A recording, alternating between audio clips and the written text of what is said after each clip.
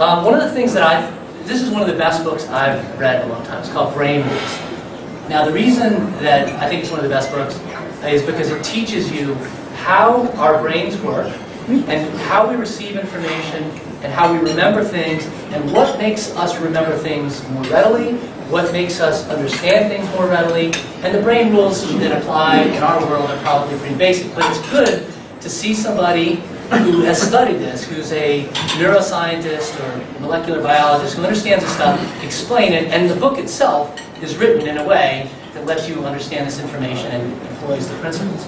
I go to a lot of seminars. I listen to these CLE seminars that lawyers give. They're horrendous because people don't know how to present information. This goes back to what I said earlier.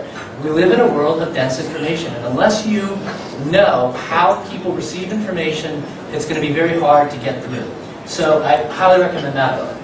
This is the book, though, that I really recommend, because this is the book that once you know what's in Brain Rules and you know why things work, this is the book that tells you, okay, how would we use that information to help us communicate better?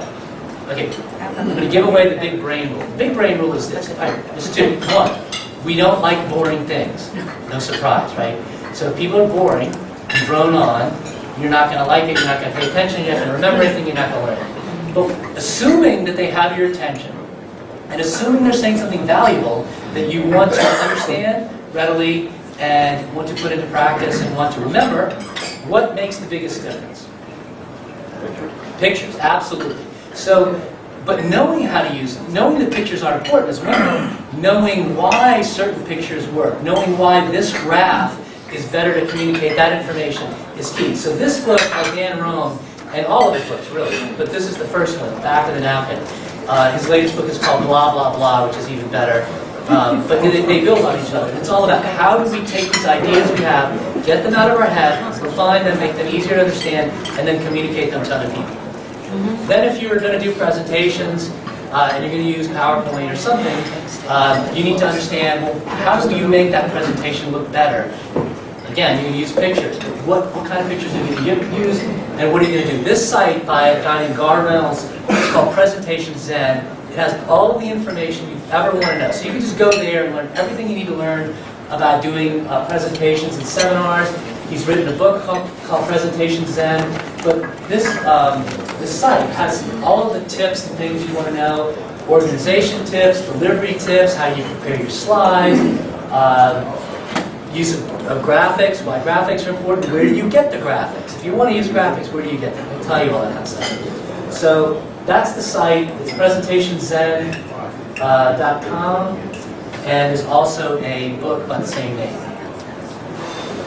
Going along with the theme of getting useful information, to me, the key to this world that we live in, especially the one I live in, because I try to keep up with technology, and if I tried to pay attention to everything that was out there, I would go nuts. So what I've done is I do see everything in a certain way. Like I have a Google Reader, I can see what's happening there, but I don't really read all that stuff.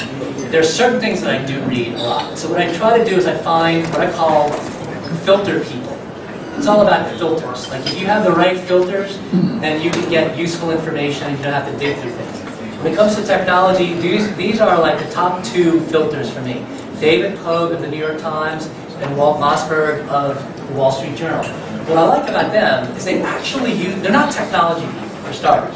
Pogue was like a theater guy, Mossberg was a traditional reporter. They just drifted into describing technology. So they're good at describing it. They're really they're not average users anymore because they know too much about technology, but they pay attention to what average users know, and they recommend or don't recommend things based on how much sense it would make to the average user. So if either one of those people, or both of them usually, because they usually agree, say, don't try this, it just didn't quite work, I will not try it. I will no longer pay attention to it until they tell me it's working. I know it's there, but I'm not going to use it. And if they both say this is something worth checking out, then I'm going to check it out. I am completely paperless. I have been completely paperless since like 2002. And since about 2004, it's been a lot easier. The reason it became easier for me in 2004 was the Fujitsu ScanSnap. The latest model is called the S1500. If you have a Mac, it's the S1500M. If you have Windows, S1500. It's like $400 on Amazon. It's just this one thing. It's really kind of small, fits on your desk.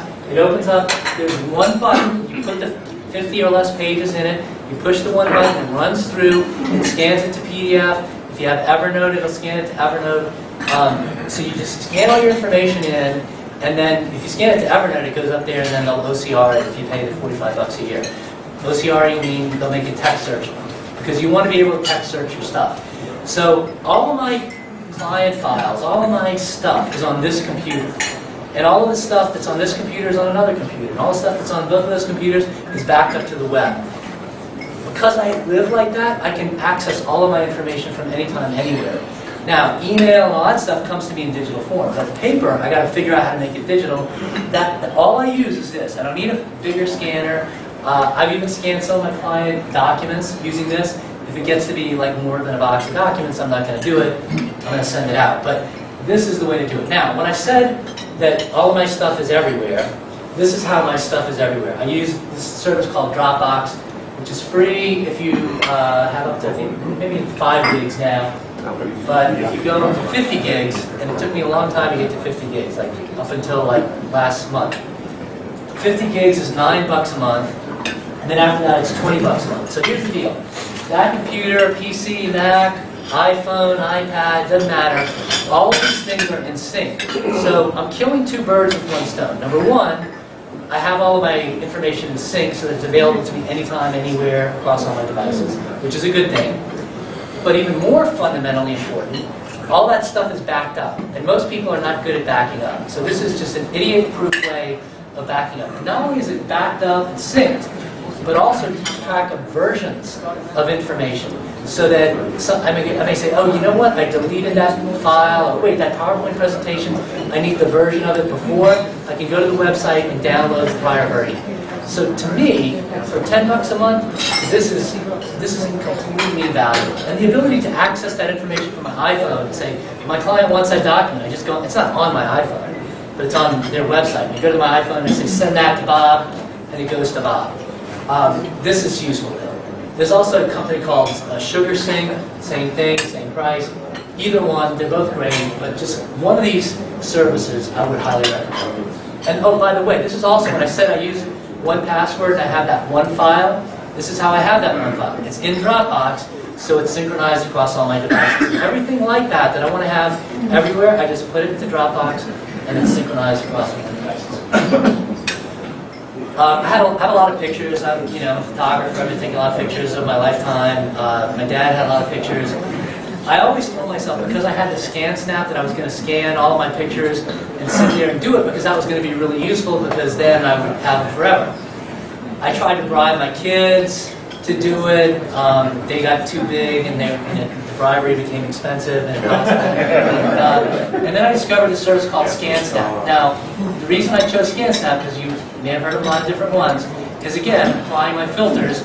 I follow certain photography blogs, and those people recommended this one. So I knew that this was the one that made the most sense.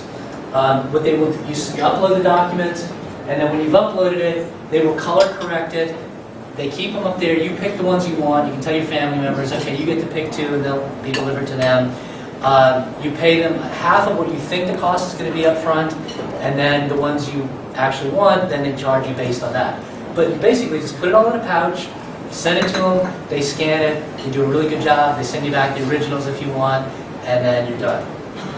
So we are at slide 51 of 56. I see I'm out of time, so what I'm going to do is go right to 55 and skip over that one and tell you thank you all very much. But before I end, let me tell you one thing. I said that that I was going to put all this information on my website, and I think I didn't put the slide in here. So my website's called ErnieTheAttorney.net. If you Google Ernie the Attorney, you'll find it. And in there's a link for today's talk. That link has all the slides that I just went over, plus the 3 we didn't cover. And I'll just leave it up there forever, so you guys want to get the information, just go up there again. Thank you all very much.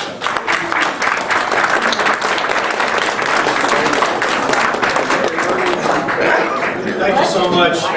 Did y'all enjoy that? Yeah. Fantastic. Let me just say this.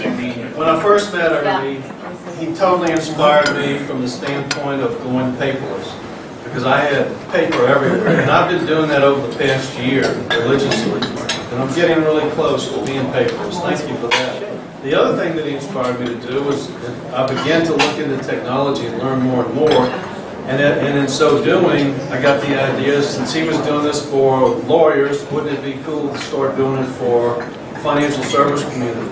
So I've been going around to tech shows, I've been shooting video, shot video in West Palm, I shot video in Vegas, all in the last 6 months or so. So one of the things we're going to thinking about doing is coming back and trying to demonstrate and show some of the things that we've gathered over the last 6 months. So if you're interested in it, we look forward to it. I can't encourage you enough to go to his website and get the jewels of information. Thank you for that. Thank you. Appreciate it.